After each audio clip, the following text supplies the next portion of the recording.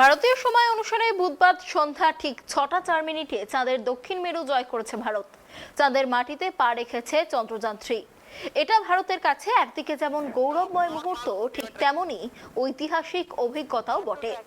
চাঁদের কুমেরুতে ভারতের ইতিহাস রচনার গোটা দেশ জুড়ে উচ্ছ্বাসের জোয়ার। ইসরোর এই অভাবনীয় সাফল্যের পর আসতে শুরু করেছে একের পর এক প্রতিক্রিয়া। এবার সেই তালিকায় নাম লেখালেন ভারতীয় ক্রিকেট দলের প্রাক্তন অধিনায়ক সৌরভ গঙ্গোপাধ্যায়। ইসরোর সাফল্য নিয়ে গর্বিত প্রাক্তন অধিনায়ক কি বললেন সৌরভ, শুনুন। And he is critically looking at the visuals.